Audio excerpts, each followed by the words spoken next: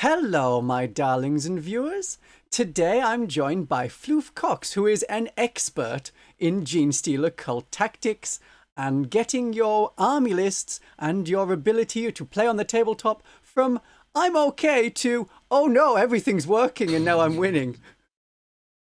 So he's here today to talk about the more competitive side of Genestealer Cult, and as we're both Genestealer Cult experts, himself certainly from winning tournaments and such in the past, majors, grand tournaments, and myself from having lots of people willing to click the subscribe button, I've done some good information in the past that have made people think, this is worth coming back to. That's my internet clout. Hi, thank you for having me. It's great to be here. My name is Floof. I have been a GSC competitor for the past couple of years. Really been taking it seriously the past year and a half. I've got a couple GT wins under my belt. I've been one of the top ranked players. And I have been, throughout forums and discussion posts, been trying to help people get into this faction and understand what the high-end gameplay kind of looks like. And I'm hoping to come in here and have a discussion with Christian today to be able to help all of you guys kind of take your game to the next level and understand this really difficult faction that we both obviously very much love. Yeah, it's the love part. It's fun more than anything. Being able to go into the codex and think, oh, it looks terrible, but actually, the fun's still here. I've been on quite a journey with it. Because it looked good. It was like, before anything was released, it was like, oh, we're getting 5 detachments. Sisters are only getting 4. Oh, poor sisters. Oh, how will the sisters cope? And then, yes, 5 detachments, and we found out more about them. And like, oh dear. Oh my, that's not as good. And then the codex came out, and the general feeling was, help? Yeah. I was a little bit more up on it. I liked trying to be hopeful about everything and just being like, guys, don't worry, points are gonna come.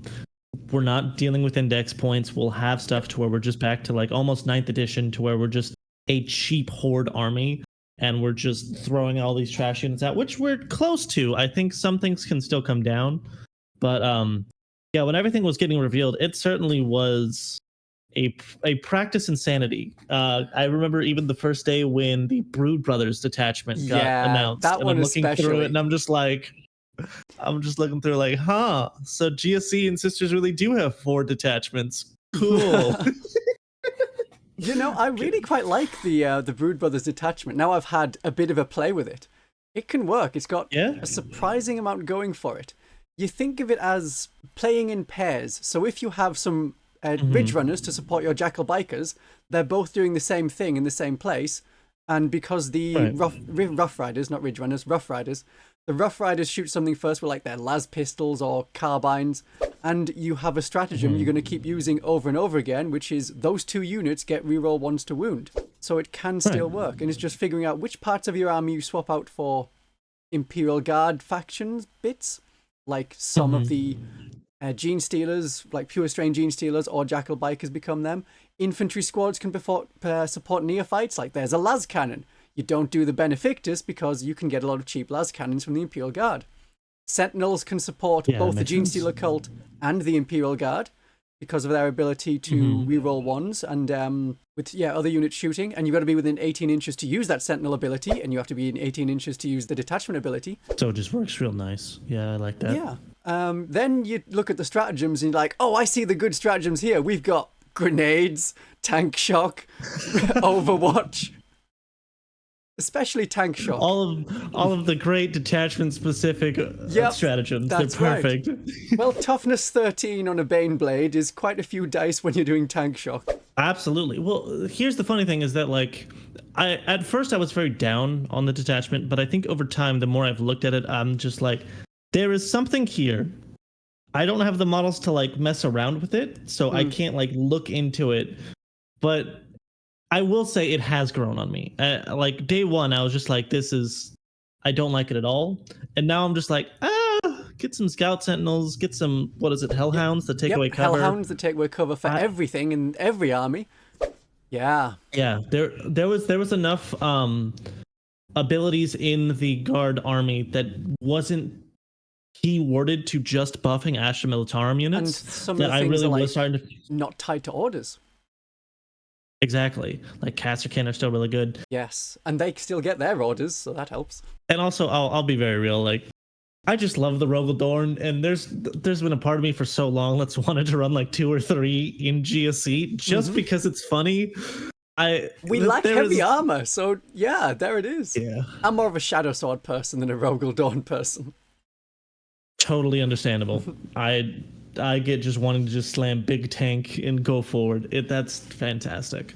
Well, part of it is also transporting it, just like 2 events. It slides into its own little case bag thing, and then I don't need to figure out, how do I fit this into another large box separate to it, and just sling it in a backpack. Yeah, that would make it easy. So we're talking about Brood Brothers. Did we want to go into the other detachments and just kind of go over them real quick to give like a baseline so everyone knows what we're talking about? Probably. I mean, I did a video which is all about, it was an hour and a half on the different detachments. I finished watching it this morning, actually. Excellent. Yeah, it was good. I loved it. Bike detachment next. In watching your video, I saw that you were a little down on this. And that, a little bit, yes. Especially on bikes. This is going to be a hot take. After watching it perform and talking to some of the other top players in GSC, hear me out here. Just stick with me. I think this is our best detachment. Interesting. Like, hands down. In terms of like the high skill, if you were a high skill level player, I think this can be done really well. There's been like a newer play style that's kind of come out in 10th that started with like Space Wolves. We've been able to do it a little bit with Index, but it's the jail style lists. Yeah, I've been doing that quite a bit. Lots of pure strains. Pure strains, and then it's just, hey, you don't get to play the game until like turn 3 or turn 4. Yes. I think the Outrider detachment is going to be perfect for that. I think what you do is you infiltrate an amount of pure strains that turn 1 are going to run up and keep them locked in. And then the bikes, if you go first on this, it's devastating because your bikes scout up. They're able to touch most no man's land objectives, sticky all of them. And then you don't even need to have anything on the point. You just screen them out. You're able to block your opponent from getting good sight lines on killing the stuff you want, and you just pick away at them with like rock grinders and Achilles Ridge Runner shooting. The Ben truck as well. I don't love that one. I don't either. Specifically, I think that one's a bit of a meme, but that certainly is an amount of points you can spend on models in your army. I would of course prefer like 10 aberrants or something instead. Oh yeah, like it's what, like 360 points? That's 3 rock grinders. I would just rather take 3 rock grinders. That works. But that is your max rock grinders. Yeah. I think right now it's in a very good spot. You can do some shenanigans to where I've talked about this with people, to where if you have Metamorphs with the Locusts, you can put them behind the bikes, and then if they try and charge the bikes, it's heroic intervention. And now you have all of these Metamorphs that have fight first, and they're hitting the target before your opponent gets to fight them. In the Index version, I was always putting the enhancement from the Index on my Locust character to be like, oh, for heroic intervention. That's what we like on Fight First. Yeah, it's so good. Yeah, I really like it. Cheapest character as well, 45 points. Yeah, it's just, I don't understand some of the other character points. Like, why is a Magus more expensive than a Locust? I'll never know, but yeah, spoiler alert for the rest of the video, the Locust is really good. And I think he's become, now that we're more melee focused. Yeah. Well, not melee focused, but like we're more balanced where we're not just shooting and guns. We have more support for doing melee. Yeah. Exactly. And now that there is more support for melee, the melee character that gives us fight first becomes even better. So good. I've done a couple games, and even into like orcs or world eaters, or just especially factions that say, I want to charge you. You're just like, hell yeah, buddy. Charge me. Yeah, I want to see it. I've had 3 games with Genestealer Cult since the codex came out. One of them was against Battle Sisters, and it was like, oh, here comes Celestine and a bunch of Zephyr. I was like, I have fight first on this unit, just so you know. It was like almost a throwaway character. Like, I have this many points left. I'll put them on demo charges. Who you think, oh, that's not the combat version. But then it's a lot of attacks, and this was Xenocreed, so with a stratagem, extra attack per model, and that's a lot of attacks at -1 AP, fighting first. There was only Celestine left, and that's because she got back up. Yep. And they're just so good. I love them to death. I've been messing around with Host of Ascension, the Prowling Adjutant enhancement. I've been messing around with putting it on either a Biophagist or a Locust, and it's just it makes the Metamorphs that they're attached to so challenging to deal with. Oh, because you have yes. a reactive move, you have fights first, you have blood surge, you have all of these things to where I just put this unit in front of my opponent's army and go, hey, here's a puzzle, figure out how to deal with it. I don't know what the answer is, good luck. Yeah, we've had a lot of that. I don't know if it's for them, it stops being as fun for us once you finish picking your army list. Like, I know that was how it was with Necrons at the start of the edition. Like, here's my Lich Guard block, and it's like, over to you. You get to play the game and decide how much fun you want to have. Are you going to ignore it? Are you going to blow it up? Are you going to charge with everything? He's like, yeah, okay. Yeah, so Metamorphs then, very good. Prowling Adjutant and Metamorphs. I also have that written down with Host of Ascension. So are you sticking your Metamorphs with hand flamers or with auto pistols? Yeah, so I like them with hand flamers. I know it's the auto 6 for the Broodsurge, but from what I've seen in my games, if people don't want to get blown out, they're still gonna stay 7 point an amount of zeros one away from your unit. So even if you do roll the 6, can't still get in, right? The threat of the 6 is, in my opinion, from what I've seen in the games, just as valuable as just having the 6. Does that make sense? Yeah, a potential 6. And then you also, yeah. Yes, exactly. And so if I'm at round 6 top table, my opponent doesn't want to go and look and be like, well, I can shoot this unit, I'm not going to kill it, but if he rolls a 4 up, he gets in combat with me and I lose the game. Yeah. No one wants to chance the game on hey, did my opponent roll like a 50%, a 30% chance, right? So the threat of the 6 is, from my experience, just as great as them. And then what you have then is either 10d6 or 96 if you have the cult icon and flamers that in some matchups are devastating. Especially like Sisters, Eldar, Guard. Oh, well, especially, certain Guard builds. anything that's like Repentia that want to charge. A little bit of Overwatch takes out half the squad, and yeah. It's any like T3 army or just armies that don't have a 2-up. You just have this very difficult Overwatch threat that they got to deal with, and then they can't even really charge it that effectively because it probably has a Locust and is fighting first. Yes. It's just oh god, I love the Metamorphs so much. And you can They've double gone it up from as like well, zeros so you to can heroes. have also the Acolyte Icon Ward character, so they can have a 4+ feel no pain, and also have the Locust if that's what you want. Yeah. Oh wait, yeah, they can do that. Oh my god, I forgot the Locust double character rule. Yeah, Locust is I call him like a tier 3 character. Tier 1 is Patriarch, Tier 2 is the Magos, Icon Ward, and Primus, then Tier 3 are all the ones that double up with the Tier 2 ones. Oh, okay. It's a big point investment, but I like it. I like it a lot. I might have to try that. We'll go back to the host real quick, but like I've been loving running Icon Wards with Metamorphs and Xenocreed. I think it's like an absolute staple. It's so fun. Yeah. So like a cult icon, do you take a cult icon even with hand flamers, or do you go with one extra hand flamer? I do.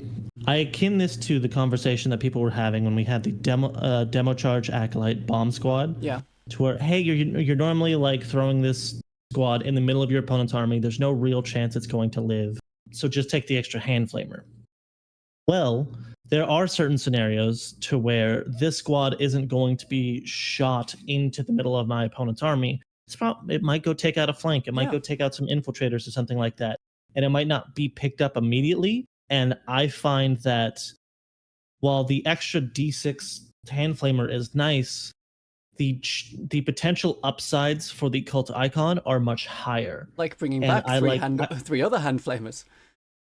Yeah, if I go charge someone that's behind a building on a point or whatever, and flip a point, but then also my opponent can't do anything. Now I can kind of regenerate and next turn be a threat again, you know? Yeah. And now I'm even stronger. Now I'm recovered from that initial hit. Or I've had it to where acolytes are just stuck in combat with someone and I regenerate onto a point. Yeah. And maybe even flip primary. That's massive. So I do like the extra flamer, but in the niche cases to where the regenerating bodies matter, it's so much more important than just a strength 3 d6 shots. Yes. To me. Yeah. I'm not going to fault anyone for taking the extra hand flamer. Totally understandable. I think it often happens where people are just they hadn't built it with an icon ward and an cult icon, so they're like, oh well, I don't take it because I don't have it. We have a weird wording on the Metamorphs at the moment for the auto pistols. It's like, oh yeah, every model has to have an auto pistol, so I can't have a Primus join because they don't have an auto pistol, then I lose it. Oh, the auto pistol gets swapped out for the cult icon. It just needs a tweak to say, if no model in this unit has hand flamers, then you get your 6-inch surge move. I can understand, like, I mean, with every other, like, very specific restriction, I wouldn't put it past GW to be like, no, you still don't get the auto 6 if you have a cult icon. But I do think the character thing should definitely be addressed. Yeah. Obviously, I would like it to where, so long as you don't have hand flamers, get an auto 6. But yeah, the character thing for sure. And yeah, I think you should be able to get a full 6 even if you have the cult icon. That's just me. I know I'm asking for the world, GW. Because it's just you've given GSC so much. At least we can give our blessing for our viewers in like casual play. You can just have it because it seems like a weird wording. Benefactus as well. Once per game, you get a 4+ invulnerable save on the model instead of a 5+ invulnerable save. Pretty sure it's meant to be the unit, which would match like the Imperial Guard Primaris Psyker. Yeah, and also it would match the 80 points that she costs, because why does she cost 80 points? Mm-hmm. Lethal isn't that important. We have the Biophagus who does the same thing, and she's been 45 points for like ages, several months. I know she's gone up. Great. I think there's like all of the detachments, most of the detachments, the Biophagus is a standout unit. Even in Host, I've really liked them in Host just because it gives me turn 1 threats. Because obviously you look at Host of Ascension and you're like, oh, I want a deep strike, that way I have sustained hits and ignores cover, right? Well, and there is Our Time Is Now, so you can get +2 on the charge. Yes. Stratagem that we want to use the most in that detachment is an insane stratagem. It is primed and ready, which is crit 5s. And it's in shooting on combat. It's in shooting or combat. And if I have lethal tag, I don't need to have deep striked in. I just have something that procs on crit. Mm-hmm. And yeah, I've had it to I've played a game to where I just have Metamorphs with the Biophages attached. And I ran them into like Morven Val's unit. And I was like, cool, crit 5s, and we're just throwing dice at you. Yep. These just started on the board. This isn't even with sustain. This is just something that can be there.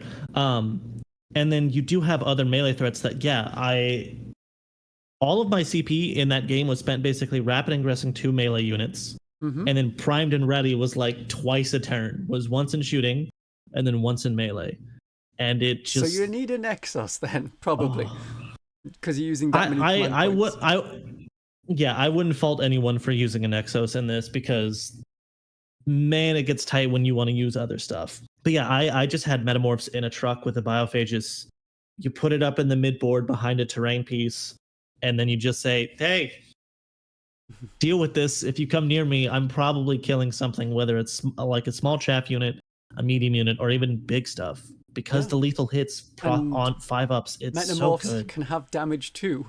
They can just choose to have damage too on their weapons. Yeah, it's really good. You use a Ridge Runner buff, and if I've charged like a Riptide and been like, here's all this AP2 damage too. Roll as many 4-ups as you want. It's your guy's probably gonna die. It's this unit. I love the Metamorph unit. I think as well as the Biophagus unit, I think in almost every detachment, you can take 1 or 2 of each. They're so good. They become auto takes, in my opinion. And a Host of Ascension, any other things we're thinking? Because I was thinking of Ridge Runners, because if you can just put them on to come from reserve, then you're getting sustained hits on like their massive laser cannon. Mining laser. Heavy mining laser? Yeah. Yeah, so I did a game recently. It was my sister's game, to where I brought 4 Ridge Runners in total. I have the 2 in the back with the mortars, which I still really like. I personally run 1 with Survey Augur and then 1 with Spotter. Yep. I brought on from reserves 2 Ridge Runners that have the mining lasers, right? And they one-shot a Castigator. Ooh. It's just really good. Mm-hmm. Yeah, I really like bringing them on. They're also just more durable units. In this, now that the Rich Runners also are buffing melee, if you're getting in a lot of things in the turns, you want 2 to 3 different buffs of crossfire across the board, right? I use the mortars to buff any of my shooting pieces, and then those very aggressive Ridge Runners that are coming from reserves are generally going to try and blow something up with the mining lasers and then use their heavy subbers to tag something the Metamorphs are going to go into. And then I say crossfire to that thing. Yeah, Ridge Runners are fantastic. I also, putting the enhancement of flaw in their armor. A chink in their armor. Yeah. I always put that on a Primus, and I'm putting that with Neophytes. And when you have a Neophyte squad, even though they are box locked, rest in peace. Still fine. They're all right. I really don't like there's a part of me that's like, hey, I'm glad I don't have to tell someone to go out and buy 240 Neophytes so they can have 120 Neophytes with all of the guns they specifically want. Yeah, but it does hurt. But so you have this unit that will drop down with sustained hits, and lethal hits, ignoring cover, probably with an AP buff to one of your targets that you're going to be shooting, all rerolls to hit, crit 5s from primed and ready. The damage is insane. Mm-hmm. This unit murders things, and I love it so much. Getting rid of Custodes, that'll work, because mine AP -1, -2. Oh, look at that, you're on Univun, so that's all I needed. I've ran the numbers on like having them go into like Big Knights or like Mega Knob units, and just the damage has increased from Index, which is weird to think about, right? But I'm super impressed with what these guys can do. Yeah, Neophytes, very big part of Host of Ascension. And other detachments, and less so. I mean, they're good bodies. They're OC2. You get 10 of them for the same points as 5 Acolytes. So you can definitely hold objectives with them. They give sticky objectives. They're good in all detachments, but they're the damage dealers in Host of Ascension. Honestly, even in Host of Ascension, I'm not even taking demo charges anymore. I'll take the Flamer Acolytes, but I just run them as 10 Flamers. Full rerolls to wound as well from that unit, I think, is a major buff. Oh, yes. I can drop down and say, hi, I'm going to give you +1, I'm going to give my guns +1 AP, and I'm going to have 9d6 or 10d6 hand flamers with full rerolls to wound. Auto hitting. Just eviscerate you off a point. Yeah, and then you don't need to use tunnel crawlers. You got your command points for other stuff. Yeah. Yeah, I've had them just wiping away chaff, and then you either don't need to use tunnel crawlers, or honestly, I like using tunnel crawlers for Neophytes, to where I'll string them out 3 inches from my opponent's army in just a big string, and just move block them. In my game against Sisters, they were kind of playing a little cagey, and they wanted to set up to come out turn 2. I was going first, so I just had them string out a bunch of Neophytes around their little corner terrain piece. It's one of those little boxes, right? 3 inches away from the wall. And they weren't able to get on any of the center point, even though it was the Burning Crusade one. I forget the name of it. It's the one to where all the sisters have like assault on their weapons. Bringers of Flame. Bringers of Flame, thank you so much. Which generally is a very fast attachment, especially because my opponent had like 5 6s and he just wanted to auto 6 all the advances, right? But because they're physically move blocking everything, they could not come out, and it was a major tempo swing. I was doing this even in Index, to where I personally only in my list, I only brought 1 squad of demo charges, and I only brought them in generally turn 3 or turn 1 if I went second, because the value you can get from blocking your opponent's army from just playing the game, it's akin to that jail style list I was talking about earlier. Yep. Yes, this Neophyte squad might not get the most value because some of the guns might be around corners and not be able to shoot and all that. But if your opponent can't get primary, they can't score points, and that means that you're going to win the game, more than likely. And the extra benefit with Genestealer Cult is if you keep the enemy back, we actually have space to put our cult ambush markers. And we're not putting them so far back that it's like, oh, just in case I need to put this 14 inches back so that the enemy can't get too close. Then it's like, oh yeah, I've got space to move them. I can put them close. Nexos could move them a bit closer. You can put them close enough to where they will be relatively safe and be able to be back in the action. Yeah, that's the important much quicker. bit. It's not, oh yeah, you miss a turn, maybe 2 turns. Yeah, to where if I have Metamorphs come back and then because they weren't able to get to this icon, but they're like 10 inches behind the Neophytes, My opponent's probably going to charge the neophytes because they don't want me to just return to shadows, right? So they're going to charge the neophytes. I walk up 6 inches. I probably get a 3 or a 4-inch charge, and I'm right in my opponent's face again, right? It's a massive tempo swing. Yeah, you just got to keep the cycle going of pushing units forward. Yes. So maybe we should now talk about Xenocreed. True, Xenocreed. Yeah, because that is the tactic I've been going for. Keep the enemy back and just keep throwing more acolytes and metamorphs up there. I haven't played against this faction as much in the past couple months, but it almost reminds me of like a Dark Eldar style, to where I have all these cheap units and trucks, because I'm taking like 4 or 5 trucks when I've been practicing with Xenocreed, and it's just filled with either 5-man acolytes or metamorphs and all this kind of stuff, and you're just shooting stuff up to either take people off primary or just move block them. And then deeds that speak to the masses, I was a little down on it at first because I was like, well, I'm taking so much support. Like a lot of my list is in metamorphs or characters or cards. Yeah, it's when you start taking a more MSU style list with all of the acolytes that you're going to be taking. Yeah. If you pick more acolytes than metamorphs, then battle line rerolls. Yeah, it's fantastic. I have started up with like 2 10-mans of metamorphs with icon words, right? And one of them will have the advance and charge stratagem. Yep, incendiary inspiration. Incendiary inspiration. Beautiful enhancement. Absolutely love it. It's made even better by the fact that we have a stratagem that allows advance and charge as well, because I can scout up with these 2 trucks, scout up 6, disembark 3. So I'm moved 9 inches before I even move. I move my 6. I've gone 15 inches, and I have a rerollable advance and a rerollable charge. Yeah. That's just going to consistently get you into your... That's a 33-inch threat range. If I go turn 1, if you are within 9 inches of your deployment zone on most deployments, on most DZs, you're chargeable. That's really rough. I've even had it to where I've gone against Tau, and my friend screened with like some Kroot or Pathfinders or something like that, and they walked up, and instead of using the advance and charge stratagem on the other hybrids, they kind of rolled. Oh no, I ended up using it. I got the extra CP, so I had 2 CP that turn. Sorry. Set the other one to advance and charge, but the one that was getting screened out by the Kroot, I used the CP. I give all of their hand flamers assault, completely remove the like 10 Kroot that were right there, and I have an 8-inch charge into this Riptide now. Ooh. But now I have a free reroll into the Riptide because of the detachment rule. And we get in there and we just take it out, and it's the damage that this unit can do is very devastating, especially with all of the other enhancements that you got in there. The only one I don't really like is, of course, Genestealer's Reliquant, I believe, the one that allows you to reroll battle shock. Yeah, it's if my list is 1995 and I haven't taken 3 enhancements, I will put it on something and be like, haha, funny meme. Outside of that, another good thing for people that want to recognize is you have these trucks that scout up, right?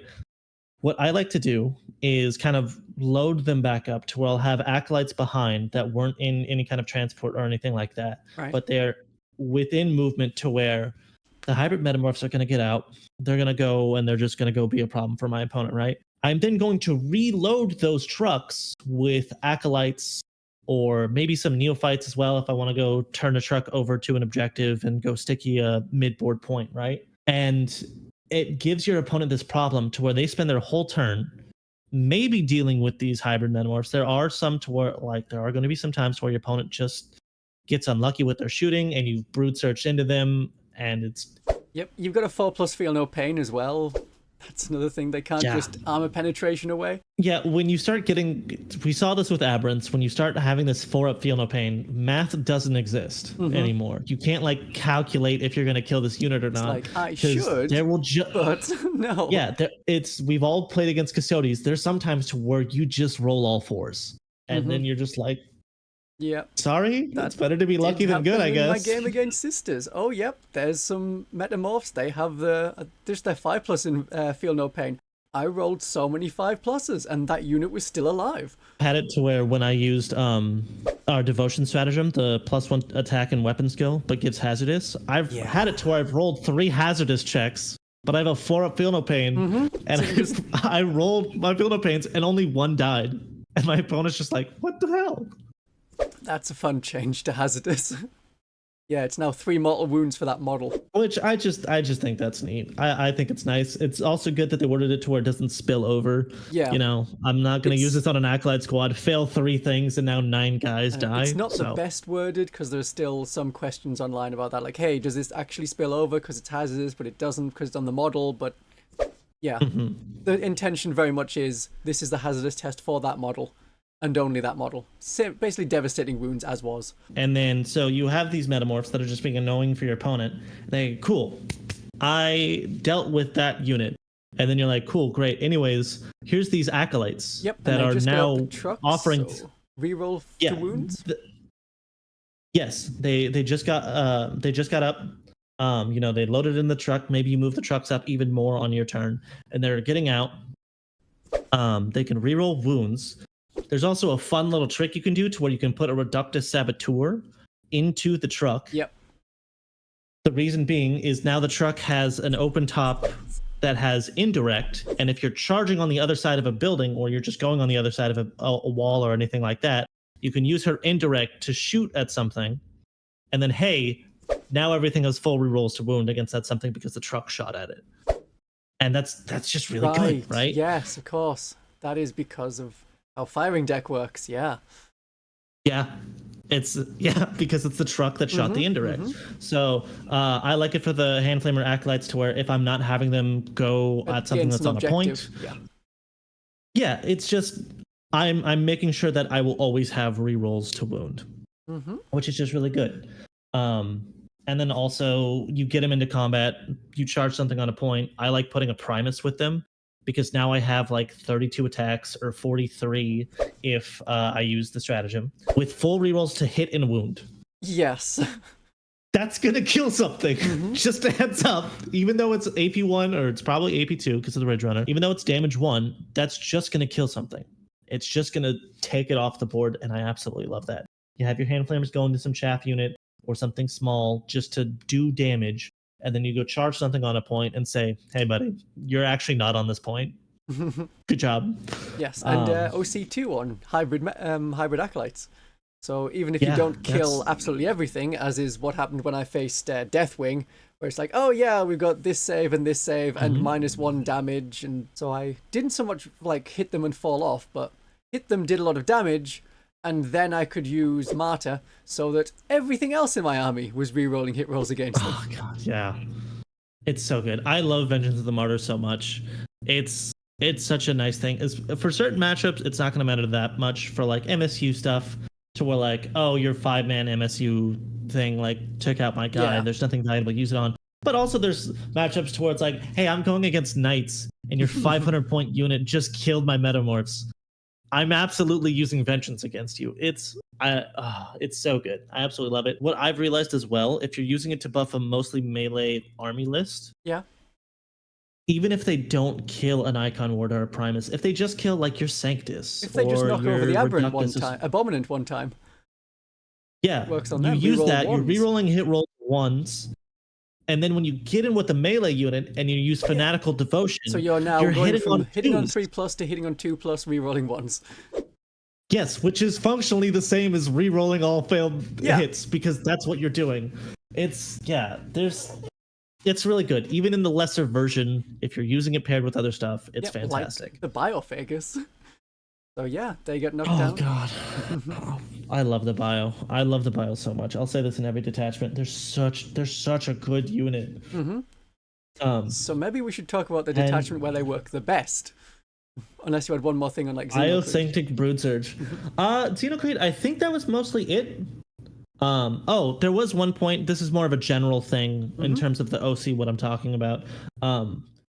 There is a very real thing to where people should account. This is just going to be a good overall rules thing. There is a strength to if you bring like 80 models that have OC2, that is a huge benefit to you. There are times to where I've made lists like the 120 Neophytes list with index and all that, to where the list wasn't meant to table my opponent. It was meant to do enough damage so they couldn't kill enough of my models, and I just out OC'd them. That's what I'm saying is like a tactic. Well, the tactic I've been trying. Genestealers, pure strain Genestealers go at the front, as many of them as I can, so 20, 30, depending on how many points we're playing. Sure, 10 of them can have the Patriarch, and they can claw their way through something tough. The rest of them don't go for, like, the tough enemy units. I'll go for their tiny troops, the ones that have OC2. Yep. Kill the little things, and then all I need to do is control the board and hope they don't kill their way through the rest of my army. So I wasn't using trucks, I was just using more and more acolytes. And that's how I ran Xenocreed. I think the biggest example of it, when I was at BAO recently, I had teched my list to deal with bully boys, because that was the scary thing, right? Was that those are the big dogs in the meta like a month or two ago. And the thing is that bully boys can kill a lot of very expensive things, and they're the orc version of Aberrants. They have the 4-up field pain. They're hard to kill. They're OC1, and it's 6 guys for like a couple hundred points. I'm going to drop 100 neophytes everywhere, and you just do not have the attacks to kill me. And you and I are going to sit and just hug on the point and hang out together, and you're never going to score anything. I'm thinking of the artwork where it's just a guy crawling all over like a howling griffin marine. It's like, yep, that's how we do it. It's like those scenes in the movies to where you just have like some big hero that's just like, you just have all these small guys just jumping on them. They're not even trying to kill anymore. They're just like trying to drag him down. That's how GSC works. Yeah.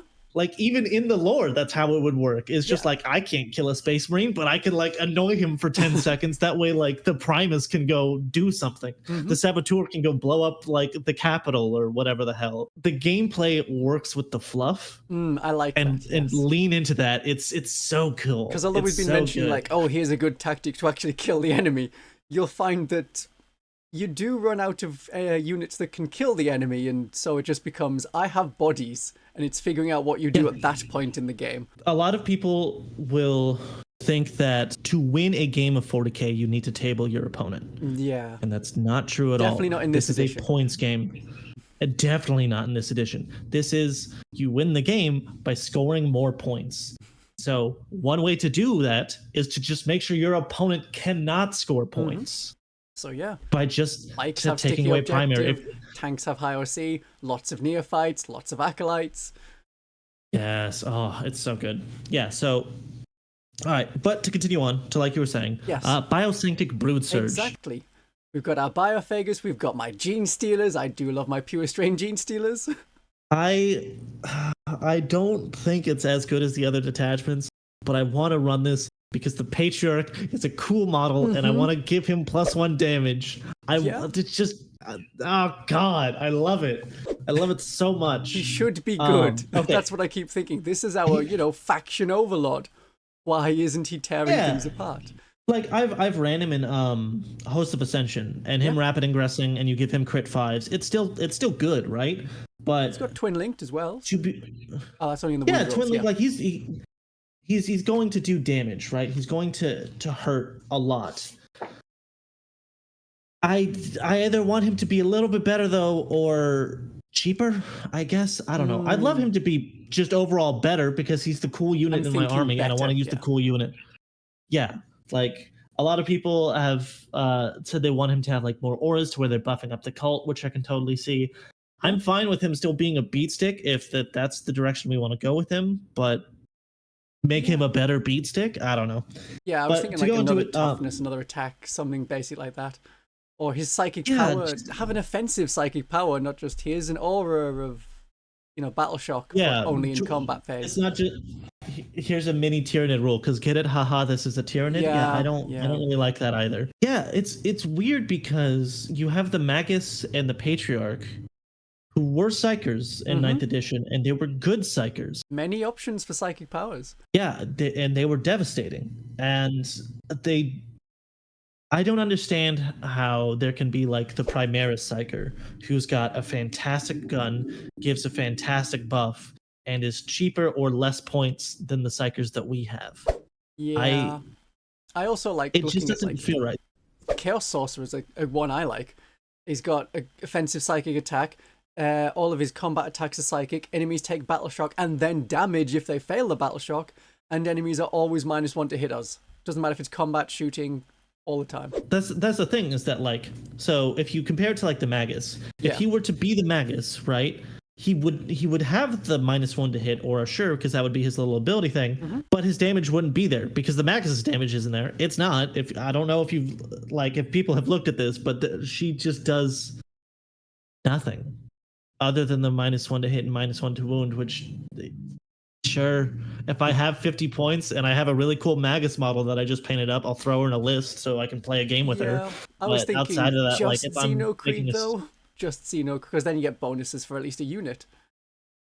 I can see that. I would only do it if I didn't have the points to buy another Primus or an Icon Ward, though. Or just I'd run out of Locust models. Yeah, because that also gives you the reroll, advance, and charge. Yeah. Oh yeah, that was another thing, is I didn't realize that until I watched your video. Yeah, it's just any character gives the reroll advance to Acolytes and Metamorphs and Neophytes. Yep. Yeah, I didn't notice that. That's so good. That opens up, like, it genuinely affects a lot of things. Just having that consistency. Locusts, all of them. Realized that when Xenocreed first came out, personally, it was my favorite one to look at, and I noticed not a lot of people were hyped on it. I have the stats to prove that. It's not a flashy detachment rule, but it's a consistent detachment rule. And it works on your battle line units. Exactly. And that's very important, is to have just something that just consistently helps you do the thing you want, right?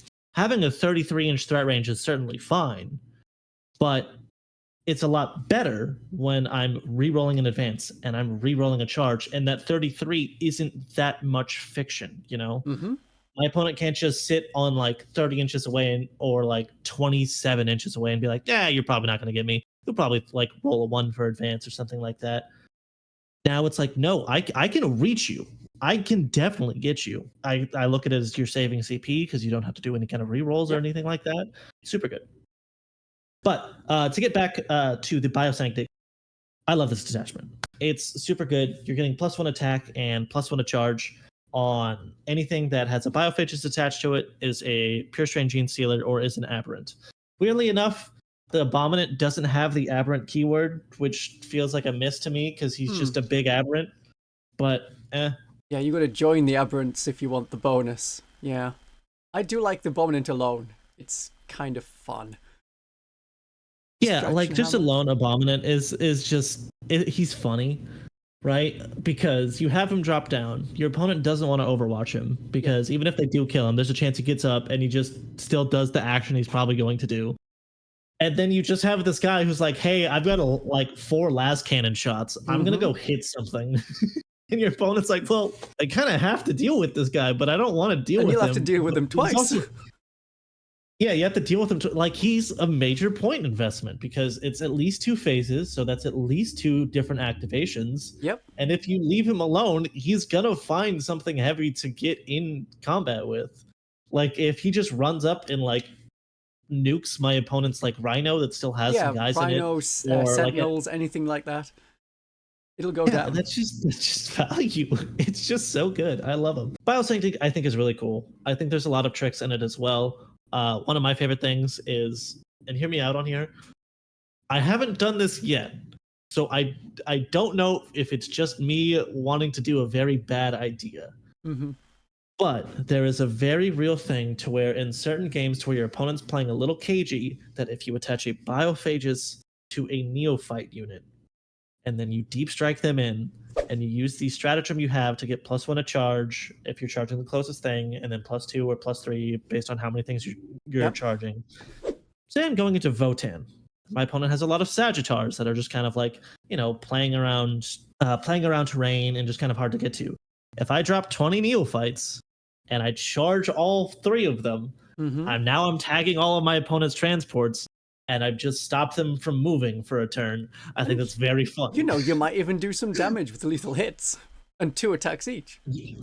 Genuinely, then you have like even if you were to go into like, oh, my opponent's chaff unit, maybe they have some guardsmen or something like that. Yeah. Cool. I have 40 attacks on 4s with lethal hits. That's not nothing. It's a bit of a meme, but it's not nothing, and that's the fun part. It's a thing to definitely like try and see how it goes. Yeah, exactly. But outside of that, I think there's a lot of interesting stuff in here. The Biosanctic, The key word being to the biophages basically gives you 3 slots to where you can give acolytes, metamorphs, or neophytes the ability to interact with this detachment. Yeah, you don't want to put it with aberrants because then you're losing one of your slots, basically. Yeah, and you totally could if you're like, I don't really need that. Or if it's like a 1,000-point game, it's like, oh yeah, of course you could. Yeah, I see it as it is a tool slot point to where maybe I even bring like 4 or 5 units that really want the biophages, but then I look at the matchup and be like, oh, well, I don't really need to touch a whole lot of things with the neophytes to like move, block, and tag things. Yeah. So they're just going to be over here like on a point just being annoying, right? And then I'm going to go attach it to my acolytes with heavy mining weapons. This is because you don't assign leaders until you've seen your enemy's army. Exactly. Until you've seen pairings and you know what you're going up against, you can attach anything to anything you want, right? Within the rules. Yes. Yeah, within rules. Within rules. We're not attaching like a patriarch to like anything. But it's good. There is right. Devastating wounds on acolytes or metamorphs. Oh god, a patriarch with aberrants just sounds hilarious. I don't even know if it would be good, but it'd be funny. There's a lot of utility and a lot of weird things you can do. There are certainly some downsides to Broodsurge in the fact that like 3 of our stratagems exist on a Tuesday if you're wearing an orange sock on your left foot. Like why can't that one strat just give us stealth? How hard is it to give stealth? And rather than only within 9 inches and only against that one unit and only if your enemies fail a leadership test. It's so bad. And then even the consolidate one I don't super love because I look at it every time and my brain starts to hurt and I'm just like, what? All of the words are basically like consolidate. Yeah, all of the words are basically you can wrap around a unit more if you're doing a pile-in, or if it's consolidation, you can just go 6 inches onto your next objective or into your next enemy unit. That's the bit that I think is important. Yeah, and that's fine, but you can just say you have a 6-inch pile and consolidate. There's a lot of restrictions of going specifically to the closest unit, and I just don't understand it. This is definitely the detachment that I look at all of the stuff and I go, this is where I think there's way too many restrictions. But outside of that, I think 3 attacks each on aberrants. Or no, 4 attacks each, right? They're 4 attacks. 3. Yeah, they're standard 3. I don't know why they were 2. I was thinking 2. 5 attacks each on pure strains. Yes, with devastating wounds, hitting on 2s. Oh, and with a stratagem, they can be wounding on 5s. Yeah, that takes out Redemptor Dreadnoughts. Yeah, that's amazing. And the Patriarch in that as well, just getting the 7 same attacks bonuses. onto Twin linked. With the enhancement and Ridge Runner support, your Strength 6 twin linked AP 4 damage 3 dev wounds. Yeah. That's just gonna kill things. That and AP it can do so on turn 1 because you can infiltrate and advance and charge. Yeah, that puts like Dorns on 6s. Like that's insane. What? Yeah, anything that's 2 up, unless you have an invuln, it's just so good. Yeah, because they don't have -1 damage. They just have one of the attacks is changed to damage 0. Yeah. So yeah, like any of the bigger profiles, like knights, all that kind of stuff. Also, just with twin linked, there is just the ability to roll hot and be like, hey, I rolled 4 6s. You're taking 12 dev wounds. Yeah. I think you probably won't get a Ridge Runner on that first turn because I tend to be charging like through cover and things to where other the Ridge Runner's not going to be able to see in that first turn. Yeah, the more melee I have involved, I do like the thought of I think a Ridge Runner with a mortar is still at least 1 is still good in each attachment. That's indirect, yeah. I keep thinking of mining lasers because I'm like, I need the mining lasers. I need the heavy mining lasers. I've had matches to where I drop the mining laser Ridge Runners in, and I'll roll 1s for both of the D3 shots. So I've got like 2 shots, and I'm like, man, Ridge Runners aren't worth the points. I don't like them. And then I'll like have a next match, or even next turn, I roll like 5 or 6 shots, and I'm just like, hey, yeah, brother, we're gaming. Here's all these last cannon shots. Oh, where did all those aggressors go? I've had it to where, in the sisters match, or no, this wasn't in this was in a different one. I bring them in. I rolled six shots for the amount of shots I can do. Yep. And I rolled like 3 6s for my shots and was just like, here's 9 las cannon hits. Mm-hmm. Oh, it was just into like some I think it was like into a Russ or something like that. And it's still just like, no, that's dead. That's like dead 2 times over. That's great. This is the greatest unit in the game. I love it. It's definitely the Ridge fun. Runners are great. And I definitely think in Broodsurge you need a good amount. I do like one with the mortar. Oh yeah. But yeah. I don't hate. Now you've reminded me. Oh yeah, you can fire the of, mortar, and then your Genestealers and infiltrating aberrants can get the benefit on turn 1. Yeah. Yes. But even just with how the terrain setup is over here in the States, we're doing GW terrain, and it's much thinner than WTC. If I'm running like 2 squads of 2 Ridge Runners, they scout 9. Mm-hmm. If you get turn 1, you can be aggressive with them, and then they move 12. There's very few things to where you can't get an angle on something you're charging, unless of course it's like behind a wall in their deployment zone or something like that. But I like this because you can be aggressive with these units and do what you need to do with Broodsurge, because it's a very like mono-phase detachment in terms of its activation. It wants to always be in melee, right? Right. Well, that really hurts when you're playing into stuff that has transports, right? Because all of your melee can only go into the transport. You pop it, cool. The guys that are inside are going to get out and then charge you or shoot you and kill you, right? Well, you've got that stratagem, so you can consolidate into them. True, which is very good. But I like bringing the Ridge Runners to just have that chance of, hey, if you're not careful with your transports, I can come up, and if I roll hot, my mining lasers are going to blow up that rhino, and my pure strains or infiltrating aberrants are going to eat what is ever inside of it. It is going to be free points for me. And so either that does happen, or your opponent is like, I really need to respect that. I should probably deploy a little bit further back just to be safer. And if your opponent's playing further back, Genestealer Jail is made much easier. Now, maybe you don't need to pop the transports. You just tag them with a Genestealer, but they're staying in their back corner, and you're on all 3 points, right? Yeah. That's super good. That's how we win. That's fantastic. And it's a very tough detachment as well. Toughness 6 on the aberrants and a feel no pain, and the Genestealers 2 wounds and an invulnerable save. Rolled a bunch of invuln saves, like -3. It's like, stop telling me how many minuses. My invulnerable save doesn't care. I'll just do a backflip over it. Every time my opponent tries to tell me anything, I'm almost like a demons player. So I'm like, it doesn't matter. I'm on 5s. Trust me. and yeah, there's certainly times like 5s aren't 4s. Obviously, they do exist. But there's still just those times where you just roll hot. And I've just had so many Genestealers live stuff that they just shouldn't. And them being 2 wounds also is very real. They aren't just going to die to random bolter fire. Yeah, it isn't, I fire Overwatch just cause. Yeah. Yeah.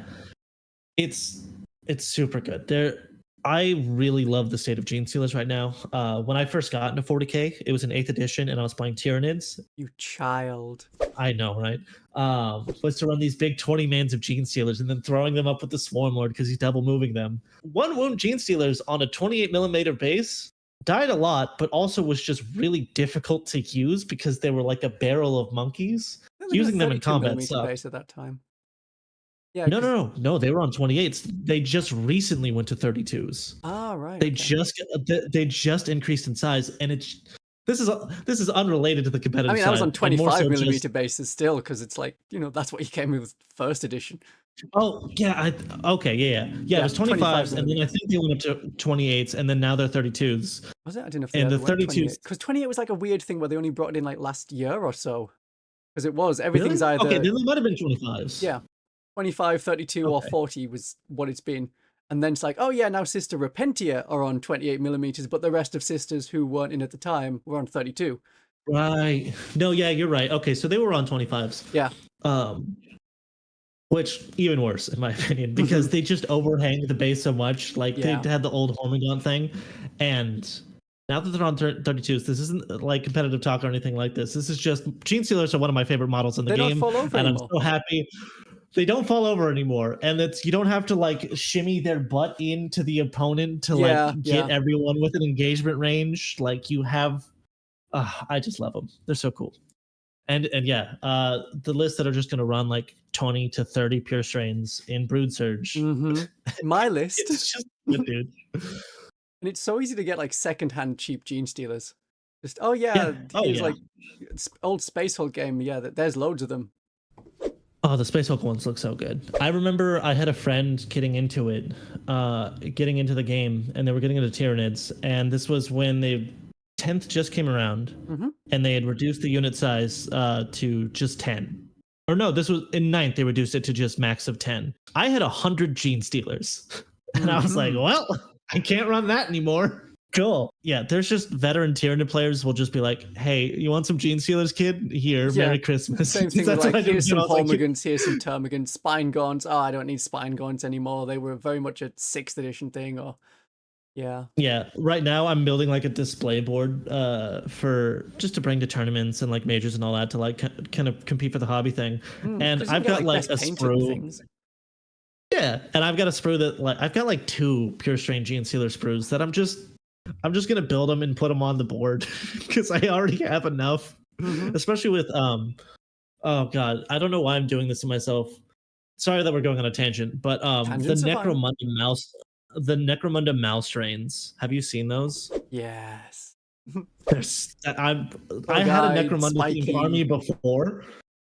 I was already using all of the gangs from Necromunda as my GSC guys, and like kit bashing them to make them look all creeped out.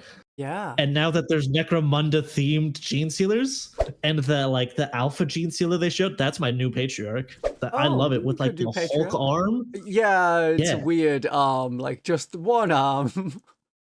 Yeah, it's very muscly and veiny. Yeah, there's some things.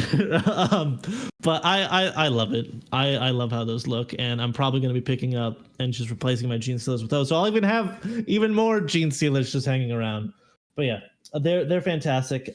In this detachment as well, you still have Metamorphs that can be very good, very viable. Putting a Biophagus in them to where they get +1 attack on the charge is really good. And you can pick if you can pick either profile with the Metamorphs, like, oh yeah, I'll have an extra damage 2 attack.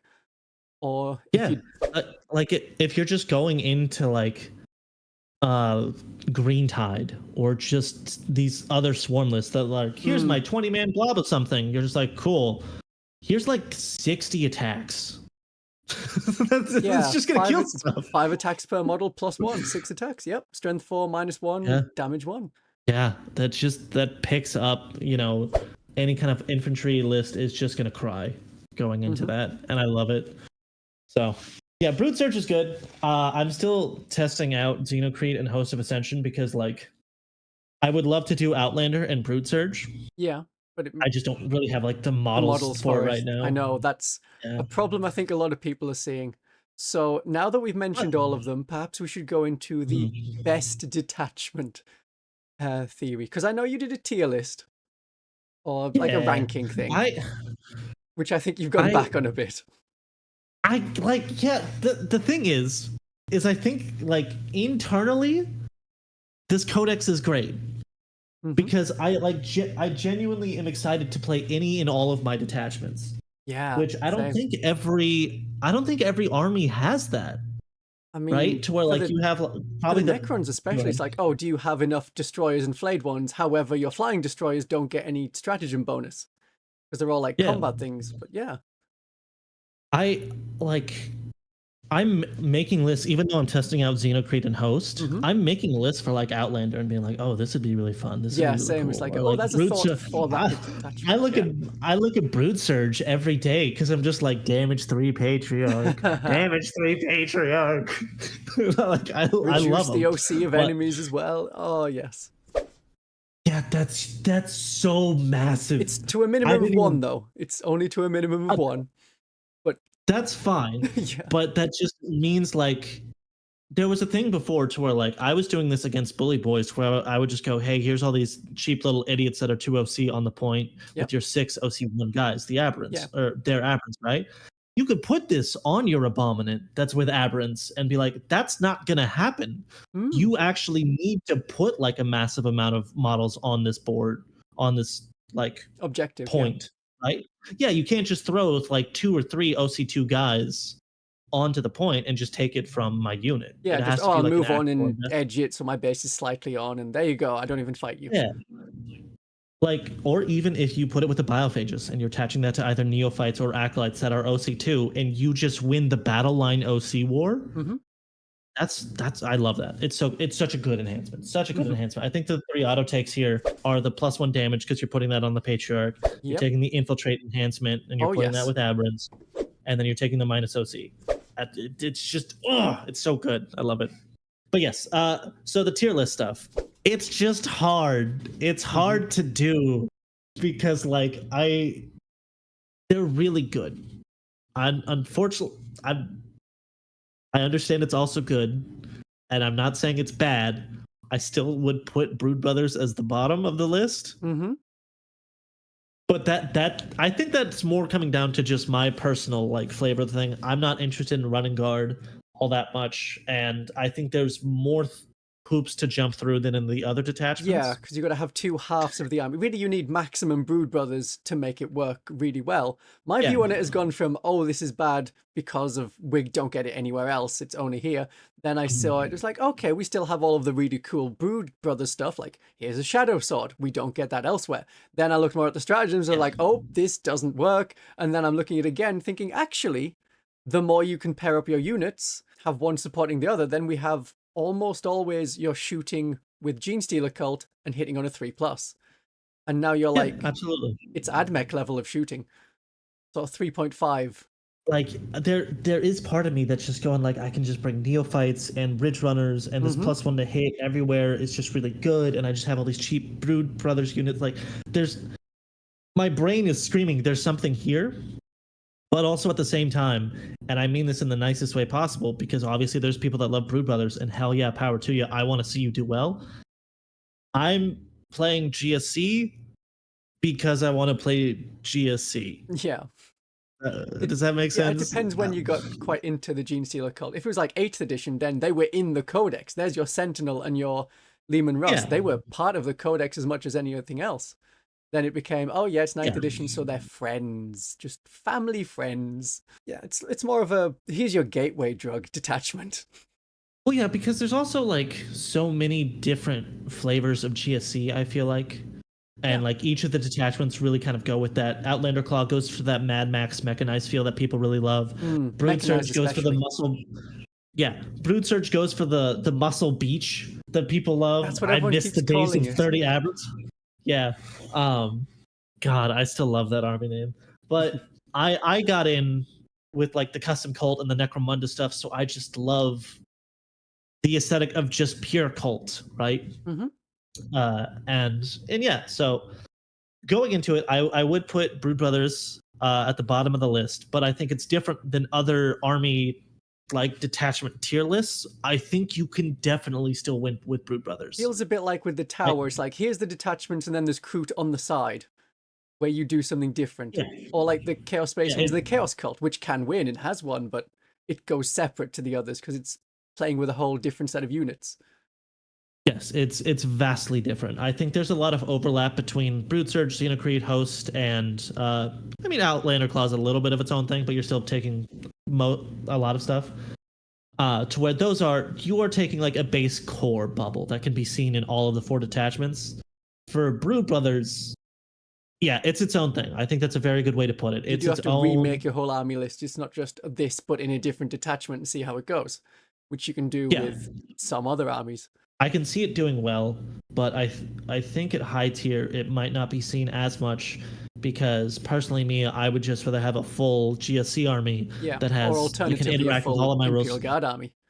Or a full Imperial Guard army. And then you're getting, oh yeah, all of these units have their orders and things. Yeah. I would love to take like a Shadow Sword or Triple Thorns or all of this stuff that's doing all this unique stuff, and I sure would love to give them orders. You know, like they're pointed to where they're, you know, people are assuming they're going to be taking orders. So I would sure love to do that thing. But so moving on, I still think it's good. Gonna keep stating that it's still good. I think I'm gonna put Broodsurge at number 4. I think it's still really good. I love it to death. I think it's just the others have more things to it. And I think the one it's in contention with right now for the spot is Host of Ascension. I think these two are interchangeable in their spot to where I think they're more. I almost think it's like almost a tier thing to where you have like B tier is Brood Brothers, B for Brood Brothers. A tier, I'm going to have Broodsurge and then Host of Ascension. And I think there's still a lot of good play you can do with it.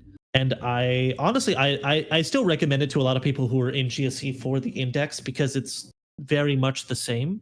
Yeah. You know, with Xenocreed, you need to go buy like 40 acolytes because you need both acolytes and metamorphs, and you weren't really running a whole lot of that. And you'd need mining tools as well, and people have been like, oh, I'm not going to buy them with mining tools. I have demo charges. Yeah, I was going through my bits because I got like a combat patrol, the new one, and like a box of acolytes, and I was going through my bits, and I had like 8 sprues that still had the mining weapons on them, and I was like, all right, time to make like 20 dudes with mining weapons. Yeah. Oh, what I did to make up the numbers is just take some aberrants and put like 1 or 2 in every Metamorph squad in it. You know. Oh, I like that. Yeah. And it's like, yeah, it looks right, and they have the right number of units and models and things, and it's the same guy with like. I also kind of lucked out because I used a lot of Necromunda guys for my units. So the Goliaths can just be switched out? Yeah, the Goliaths kind of are just like, nah, these aren't aberrants. Their saws are actually hybrid metamorphs. Yeah, hey, look at that. Yeah. So I kind of got a little lucky with that. But yeah, I still got to like get so many acolytes and metamorphs. It's wild. But so for right now, people are still probably gonna like be more comfortable with index, which I think is totally fine, right? But then into the top tier of it, our little S tier, I'm gonna put Xenocreed because I think that is the base staple that is going to be seen the most. Yeah, I think it's going to get you the most. It's definitely where people are going now because they played the index. Yes. They're like, I don't just want to play index plus in Host of the Ascension.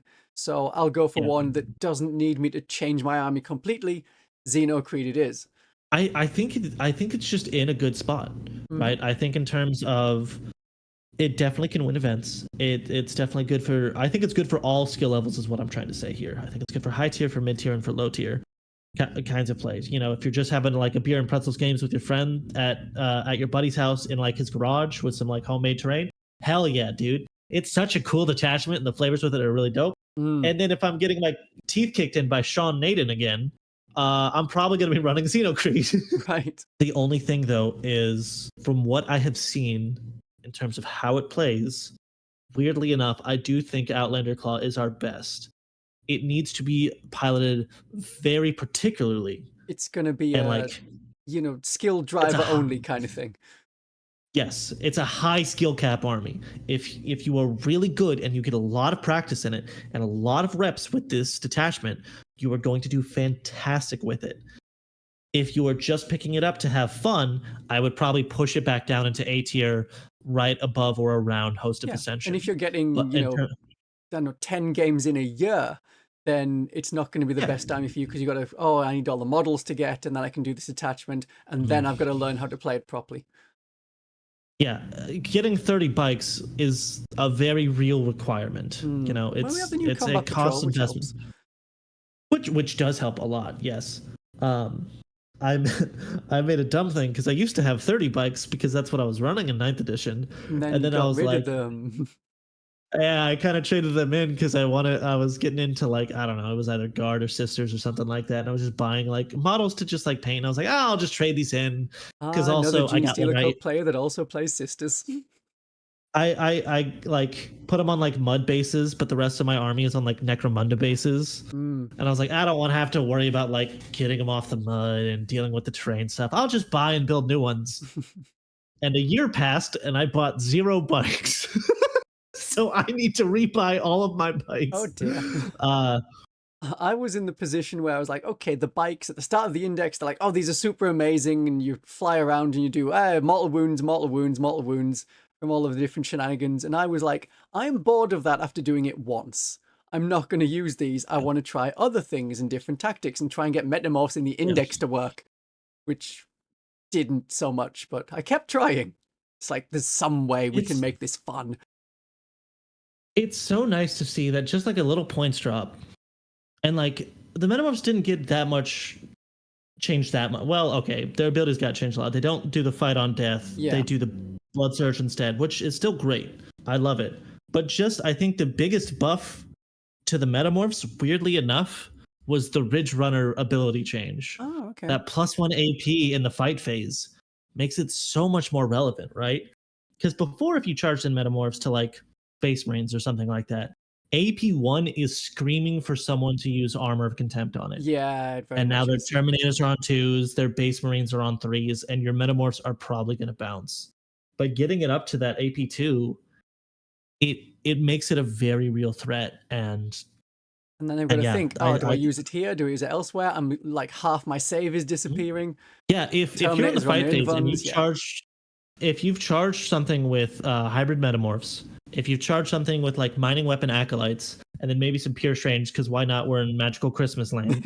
Your opponent is looking at all of this AP2 on the Metamorphs, AP3 on the Pure Strains, and like whichever where you put your Ridge Runner buffs. A lot of it has big AP. Your opponent now has to balance, do they want to save CP for Interrupt? And then where do they want to apply Armor of Contempt? That's 3 CP to invest. If your opponent only has 2 CP, maybe they just say, okay, I'm not going to use Armor of Contempt on the Metamorphs. I'm going to save it for an Interrupt somewhere else. And it's stressing out the defensive capabilities of their list. Yeah. And that's exactly where you want to be. You want to stress test your opponent. They just break. Absolutely. Yeah. And yeah. So just for a finalized list, just to talk it out in one sentence, I'm putting it as Brood Brothers in last place, or in B tier, then Biosanctic Broodsurge, Host of Ascension, Xenocreed, and Outrider Claw. See, I am an absolute cheat because I say for a long time, there is no best detachment. People ask me like, oh, which is the best detachment? It's like, there isn't one. It's going to be whichever one you have the models for that you know how to play that style. If you know how to move units really quickly and have loads of transports and do transport tactics as your standard, then you're going to absolutely love the Outrider Claw and do really well with it. But you're not going to want to just put Aberrants in a truck and call it a day and be like, oh yeah, somehow you'll make Biosanctic Broodsurge work. So yeah, there's no best detachment. It'll be the one that suits your play style and thing. But I know why people ask. They don't play a lot of games of 40k and they're like, well, you do. You two are constantly playing it. Tell me which one is the best one so I know where to put my time and effort. Right. Well, you have a lot of people like 40k is a big game, and you know, I've done commission painting on the side and just dealt with people who are like, they can only get a couple games in the year. Yeah. And they'll buy an army and they're just like, someone just tell me something to run, right? People love a tier list because it just simplifies the game. So if I'm going to say Xenocreed and Outrider Claw, they're like, cool, I'm going to build all my Metamorphs and I'm going to play Xenocreed and all that. Yep. If you're someone who it has most of the army, or you're just kind of collecting based on feel, I love how Index played. That was my preferred playstyle because that's how I did it a lot in 9th edition. And Host of Ascension is almost a take-all? Well, like, it'll take all players, all kind of Genestealer Cult players. And even though I think Xenocreed and Outrider Claw are better, I like and can do the playstyle of Host of Ascension more, so I'm doing that because it's good enough that with my playstyle, I can do really well with it. Yeah. If you're someone who likes to do the jail style list, maybe Outrider Claw is your thing. If you're coming from like Dark Eldar, or you just like the thoughts of all these transports and running around with all these MSU units and all that kind of stuff, Xenocreed could be your jam. And if you just come from Space Marine Ironstorm after that got changed, you're like, well, I want guard tanks now. Yeah, or if you're just coming from guard and you're like, I have a guard army, I want to keep using it. Well, hey, look, it's like, there's my way into Genestealer Cult. Yeah, it's like there's the pipeline at the bottom. Just in you go. Yeah, but I played that Sisters player that I was against with my Genestealer Cult. His sisters, he'd been told, oh yes, Bringers of Flame is the best detachment. So he ran that. And he had lots of Repentia. He had lots of Celestian Sacrosancts. He had 2 Rhinos.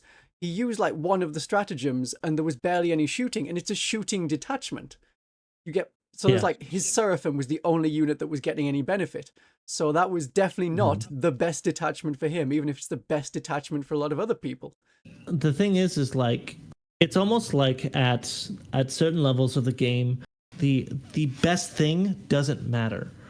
I've seen this a lot with like Tyranids before the change. A lot of people were running Invasion Fleet, but then you also had a lot of people on Vanguard, and you had two totally different lists, and they're like, oh, this one's better, this one's better. And then you had one of the better Tyranid players in the world, Sam Pope, running Endless Swarm, because he's just that's what he does. He likes carpet lists.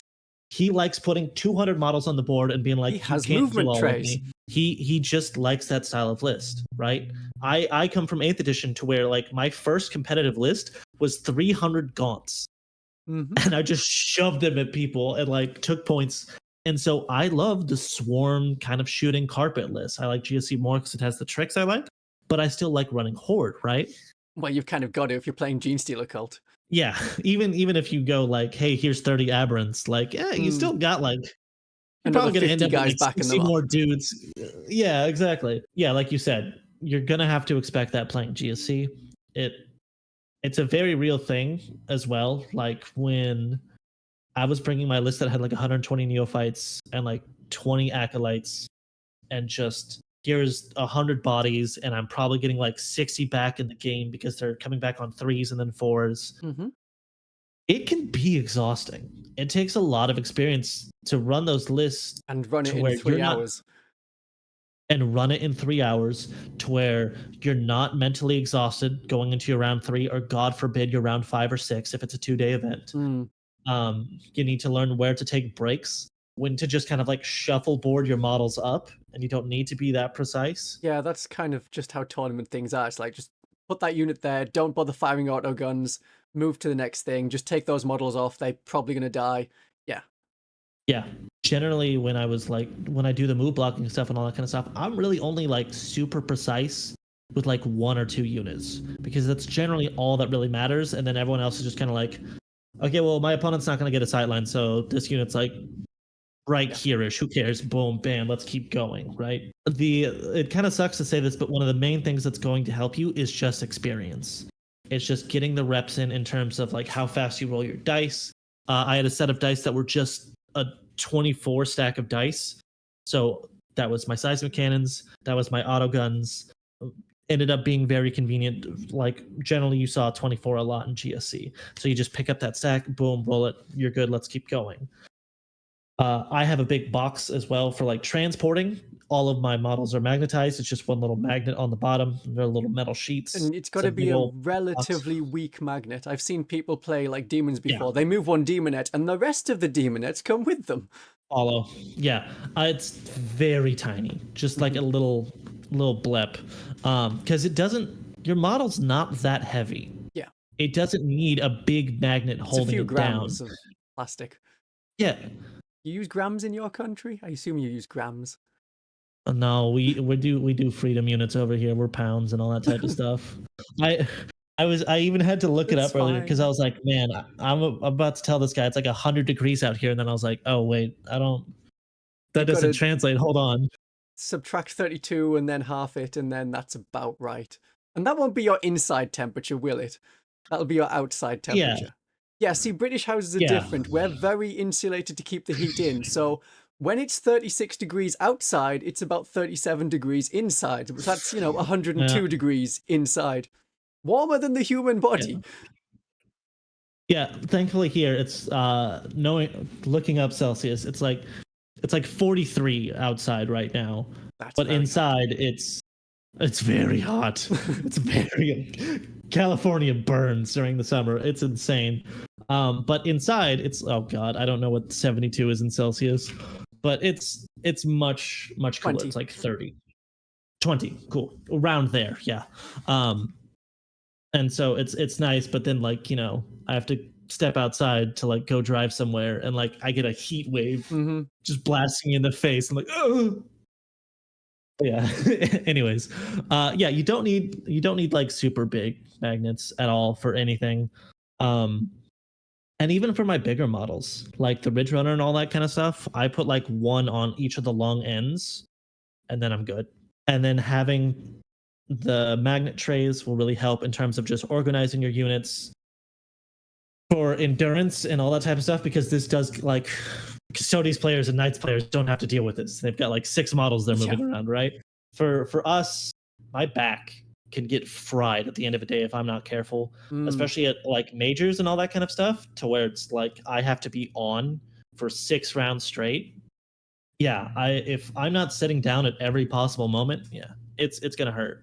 So as weird as it is to talk about like physical health, no, it's a thing you've got to do with. I mean, I've done like a video on tournaments before. It's like human endurance is part of it, and being able to make sure like you don't smell, that you have enough deodorant with you, that you know when you've got enough food, because some people are like, oh, I'll just power through. It's like, don't. Have snacks. Make sure you use that mealtime to eat a bunch of food. Yeah, genuinely, generally, there's like a lunch break between like the first and second round of the day. Eat. You need to eat. Take a water bottle with you. Constantly be drinking. I've had it to where I forgot those things, and like by the end of the game, I'm like going to set a model, and like my hand is shaking. Yeah, because like my blood sugars are low. Like that's, for these kind of armies, it's very challenging. I remember that feeling when it's like, yeah, this is my second game. It's hour 5. It's 2 in a row. Yeah.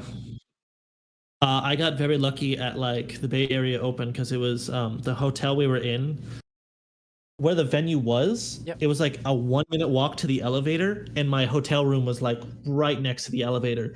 So if my round ever ended early, I just took my stuff up to my room and laid down and just like air relaxed. Conditioning in the hotel. Yes. You really got to find ways to conserve your energy, because if it's a 1-day event, you are playing a game for 9 hours straight. You are doing a work shift, but with 40k, where you're constantly standing. And with work shifts, you feel like you can just turn your brain off at some point. 40k tournaments, you're like, you always have to be on. You have to be thinking. Yeah, especially with GSC. Oh yeah, it's not like Orcs or something like that. It's not like Orcs, and yes, there is like, you can think with like playing Orcs and World and all that. With the meme of like, Orcs. Yeah, you're running forward and you're charging and you're hitting. Boys go, wow, that's it. With GSC, you have to be on and thinking all the time, because if you make a misplay, you will get blown out, and you just will not be able to come back into the game. And then you're like, oh, I hope I roll a 5+ my cult ambush, which I shouldn't have needed to do. Yes. Yeah. I've had it to where it's like round 6, and if it's between 2 days, that's 18 hours of gameplay of just constantly thinking. And it's often a weekend, so you've had no time to like de-stress after your regular work or before your next week of regular work. I know people are like, I take a day or 2 off before and after. I've had it to where I'm in round 6, and it's like turn 4, and I like go to set a model back, like a unit's been killed, and I failed the cult ambush, so I'm putting it back in my tray, and I look, and I've like forgot to bring something in. Yeah, from Deep Strike. Because my mind is just spent. I've done that as well. Oh no, the game is just that much harder. So getting your reps in. Got to practice, got to know your army, so you know what everything is doing at any given time, so it becomes like a rhythm, a routine. Exactly. It's turn 3. I'm able to shoot neophytes really well, because I've like shot neophytes like 100 times, where here's the dice, boom, here's all the profiles. I don't need to look it up. I don't need to take my time. I have the box of dice with the right colors for all of the different things that are, color coded to the weapons. So I've got blue ones for the seismic cannon, orange ones for the mining laser, because that's the colors I have on those weapons. And then the white ones or the purple ones are just the auto guns. I like that a lot. This is gonna sound weird for my neophyte spam list, or anytime I'm bringing like 100 to 150, God forbid it's like a 200 model list. The week like before and like leading up to it, like I'll get like more physical exercise in. I'll go for more walks. I will like genuinely try and get my stamina up, because it will affect you. So I don't mind. I know everyone might not want to do that, because that might seem a little this silly. Seems a bit much for Steve's gather round when there's 12 of us. But yeah, if it's at like a friend's, I'm not like that worried. But like for a major, like I want to be in a condition to where I'm not like fatigued out at the end of it. And then your name's going to be like on all the board. It's like, oh, he only came 3rd, or there he is, Floof Cox, mere 2nd among Genestealer Cult. He should have gone for more walks in the woods. that happened at LVO to where I was like, me and Eric Tat were tied for best in faction, but his strength of schedule was a little bit better. So he was one spot above me, and I'm just like, damn it. I failed. I'm not the best here. That sucks. But also, he's an amazing player. So, yeah. Oh god, yeah, it was amazing. So that's what I recommend. Get your reps in. If you're someone that can't like play all that often, then honestly, don't worry about it too much. There was a point to where I kind of recommend just focus on like playing the game, having fun. It's only when you really are like trying to take it serious to where you want to win. It's the reason you go for the tournament should be why you play the tournament. If you play it because you want to show that you're the best in the area at your faction, then you've got to do lots of practice. If you're like, this is a convenient time for me to get 3 games in one day where I normally get 3 games in 5 months. I know my rules and the core rules and whatever variation of the core rules this particular tournament's running on that day. With, you know, regards to like pivoting, which of the 3 versions of pivoting do they use? And God, yeah. Out of interest, which version are you using in like your casual games? It's you can get extra movement if your base is oblong or in whatever way, but it doesn't affect things like charge rolls. Yeah, because people had brought that up to where, oh, if I roll like a 7, but if I do the pivot thing, then I can tilt my raider and then it'll get in the charge. Yeah. Yeah. So it's like a 4th version. It's like, here's the, Prior Nexus companion, but then with extra steps. Don't you love when GW tries to like fix something, but then like 4 more things break? And you're just, oh god! As of today, Warpedia is now updated to show the balance patch version of all of your different rules. So the Warhammer app is incorrect. Warpedia is correct. That's wild. I don't even know that. Yeah, there were some people here that basically were like, "Hey, can I get extra to charge?" And we had ruled it. Well, the TOs had ruled it. At no point does it ever physically modify your dice roll, and you are like a set distance out. So in movement, you can totally do it. And if you make it, like if you rolled a 9, then yeah, you can get an 11 and go a little extra further than you want. But it doesn't affect physical dice rolls. It's like, was it 8th edition? No, 9th edition, where, when you deep strike, it can't be on top of a building. And with the fly special rule, people are like, I am 12 inches away from you vertically, but because I can fly, it's a 3-inch charge. Yeah, that I remember seeing that, and I was running like Tyranids at the time, and like I could do that with like flying hive tyrants, but I'm just like, I'm just like, come on, do we need to do that? Like, it's like the move blocking terrain things. A lot of it's where we have tournament organizers who just sometimes come over and say, there's nothing in the rules that says you can't do that. I'm saying you can't do that. Yes. I've had that with like when the edition first dropped and before like the battle tactic rule to stratagems was the thing. Coordinated trap. If I target my Nexos that is in deep strike and something else, can I make it free? Because there's like... It doesn't say something that's not in reserves. And I just remember going to an event and being like, I'm probably not going to ever do this because it doesn't, like, I don't want to. But can this technically be done? And the TO just, like, sighed and, like, rubbed his forehead a little bit. It was like, okay, I'm just going to say no, that people can't do that because that's just a headache. Check with your TOs, kids. Yes, or, check with a third friend who isn't playing there because... that isn't the game. It more often happens where it's like, I'm going to exploit this rule when there's just the 2 of you and there's no one else around. And it's like at a local club thing. Because tournaments, you tend to get, I don't know, it's rare you get someone who can come to more than one tournament and be a pain about particular rules. Be like, it's that person again, we're not inviting them. Oh, they paid for a ticket, refund it, they're not coming. Whereas on like a regular night, it's like, there's that person who plays it that way. It's so weird. There's that guy. Yeah. Well, it's like a good example right now is even our cult ambush rule, right? Yeah. So where it has the whole it's in reserves thing. Oh yeah, I talked about that in the video. Yeah. So WTC did a ruling on it. Their ruling is that you are in reserves. Your units don't die at the end of turn 3. Yeah. But you can rapid ingress them. Okay. You can't regular deep strike, but you can rapid ingress them. And I'm just like, cool. Xenocreed says thanks for that. Yeah, I know. We have the 2-point stratagem with lots more restrictions. I agreed very much with your video to where it was hey, this is just to show that they get bonuses in it's Host of Ascension. Yeah.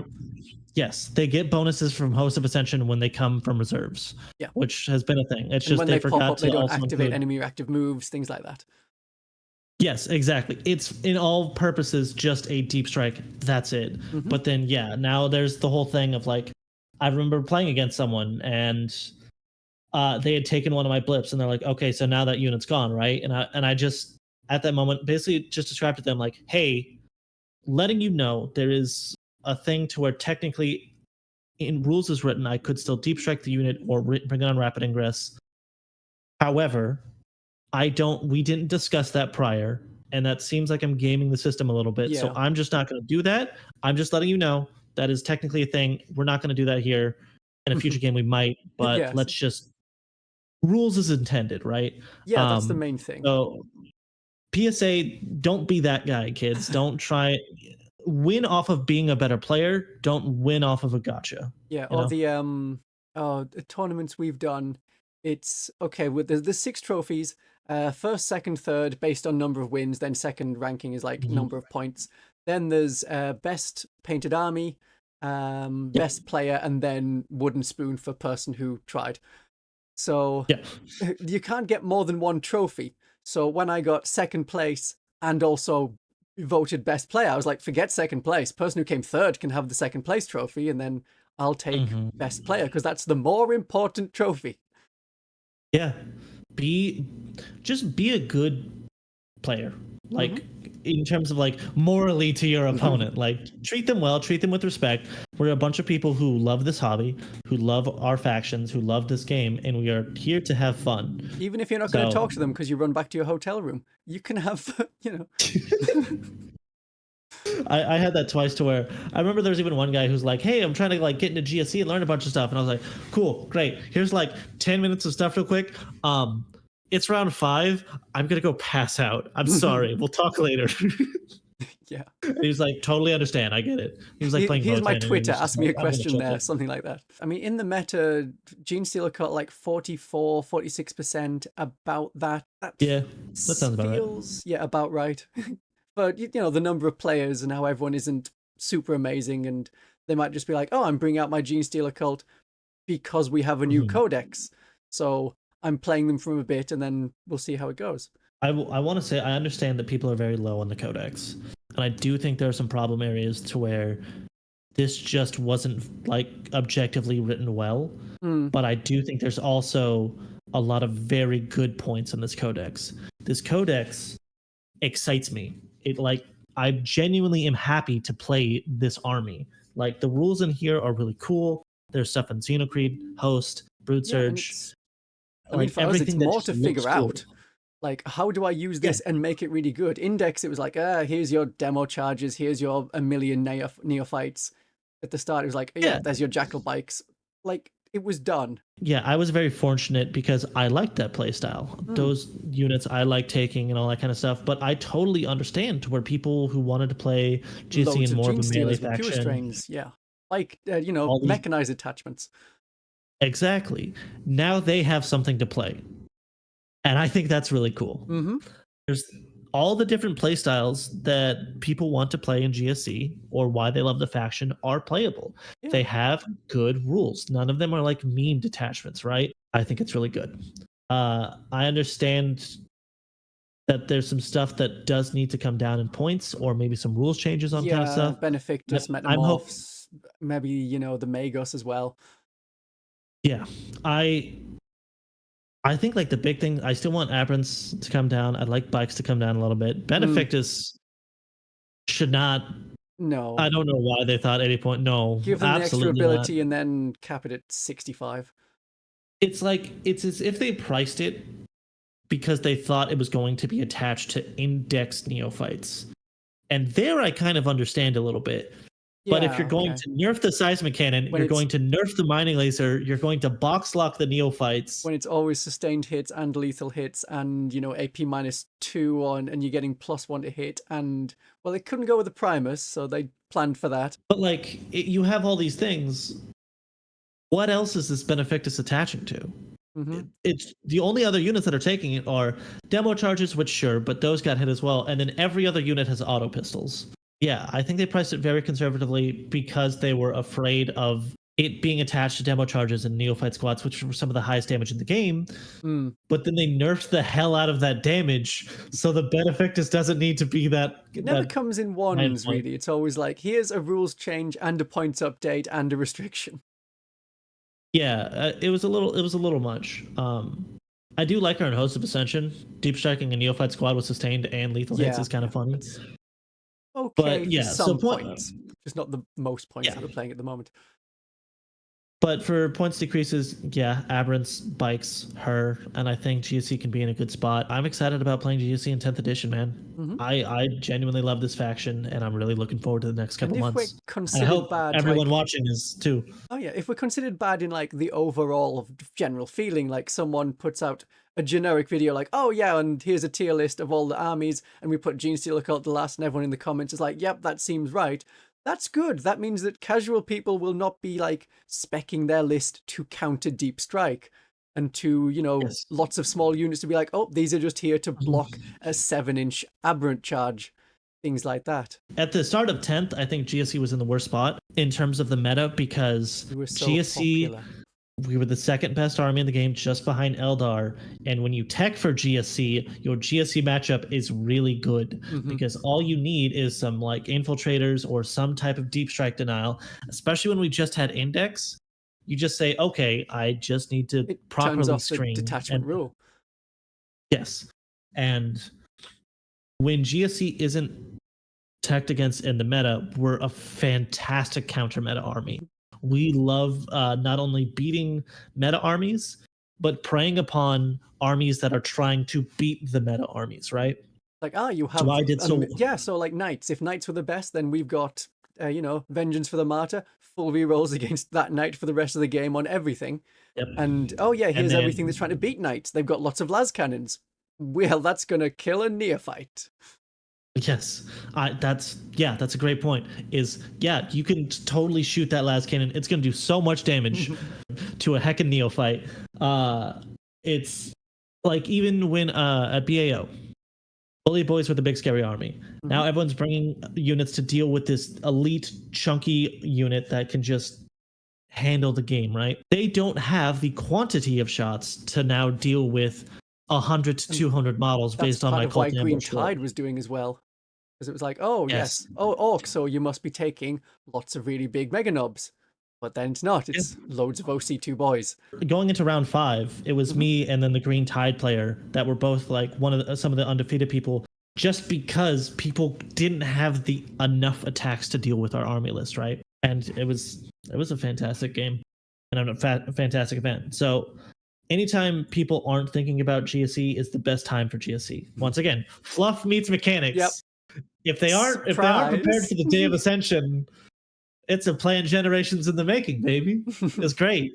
Oh, wonderful. Right, where can people find you and your content? For those that don't know, my name on YouTube is NexosFloof. I recently just started up a channel here in the past month to kind of help people get into competitive GSC. Over the next following weeks, I will be going into deep dives over each detachments and units and just exactly everything you can pull out of those and get the most bang for your buck and really try and do well at these tournaments. Get you your first 3-0 at an RTT, maybe even your first 5-0 or 6-0 at a GT. So I'm here to help people kind of bring up their competitive experience. Once again, that is NexosFloof on YouTube.